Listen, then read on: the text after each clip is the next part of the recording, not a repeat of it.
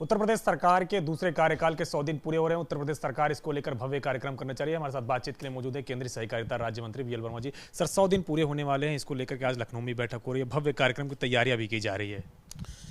देखिए, चुनाव से पहले पार्टियां अपने घोषणा पत्र जारी करती हैं, लेकिन भाजपा घोषणा पत्र नहीं, संकल्प पत्र जारी करती है। और संकल्प पत्र का मतलब जो हमने कहा है उसको पूरा करेंगे।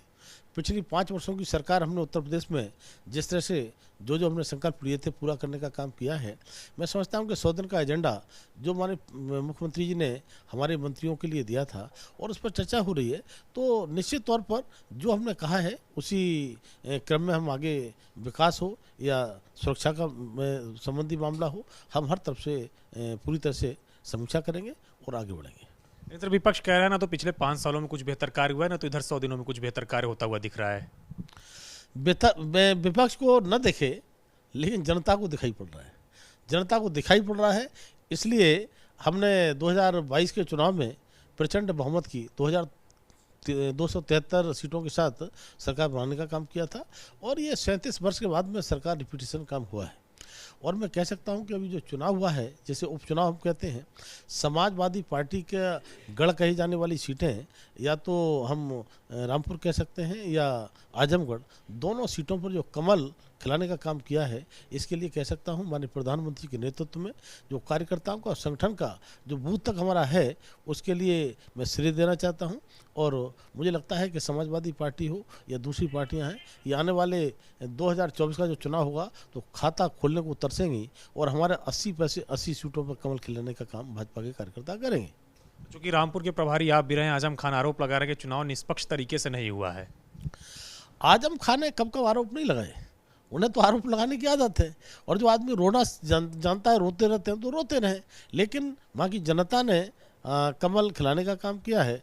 वहाँ की जनता ने भाजपा को पसंद किया है। वहाँ की जनता ने प्रधानमंत्री मोदी जी की और योगी जी की नीतियों को पसंद किया है। इसलिए आजम खां के कहने से, रोने से कुछ नहीं होता है। लोकतंत्र है और लोकतंत्र में जनता ने भाजपा का साथ दिया है। सर, अग्निपथ योजना को लेकर के विपक्ष कह रहा है कि जब तक इसकी योजना वापस नहीं होगी हम प्रदर्शन करते हैं। जयंत चौधरी आज शामली से युवा पंचायत कर रहे हैं और कह रहे हैं ये योजना वापस होने तक हम तमाम सारे युवाओं से बातचीत करके सरकार के खिलाफ प्रदर्शन भी करेंगे।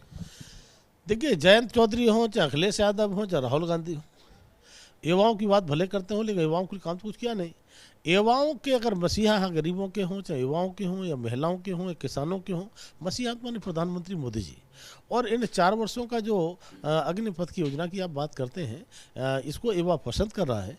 और मैं कह सकता हूं कि इस समय जिस तरह से ये उम्र होती है पढ़ाई की, तो उसमें आदमी अगर 4 वर्ष को उसको अग्निपथ में भेज रहे हैं, और अग्निपथ में केवल नौकरी नहीं दे रहे हैं, उसके लिए 4 साल में हम एक तरह से प्रशिक्षण दे रहे हैं।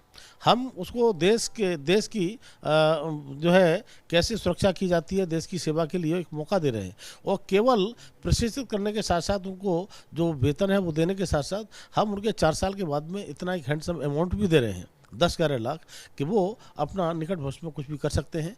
और कई प्रकार की नौकरियों के अवसर उनको मिलने वाले हैं, चाहे वो सेना में नौकरी का अवसर हो, चाहे हमारी प्रदेश की सरकारें हैं वो अलग अलग तरीके से वो कह रही हैं, तो उनका भविष्य उज्जवल है।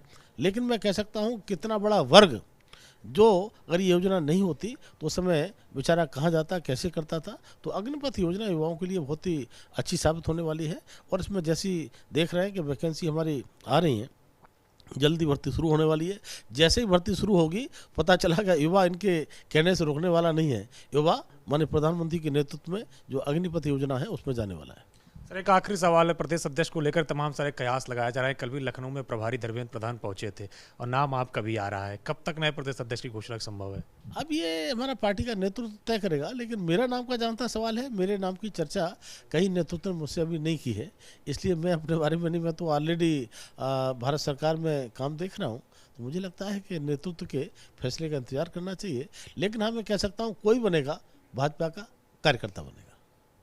शुक्रिया हमसे बातचीत करने के लिए। यह केंद्रीय सहकारिता राज्य मंत्री वीएल वर्मा, जिनका कहना है कि विपक्ष कितने भी आरोप लगाएं, लेकिन जनता ने कहीं ना कहीं बीजेपी को चुना और यही कारण कि रामपुर और आजमगढ़ में उपचुनाव में जीत हुई है। कृष्ण वीरपाल के साथ अविनाश तिवारी, एबीपी गंगा, दिल्ली।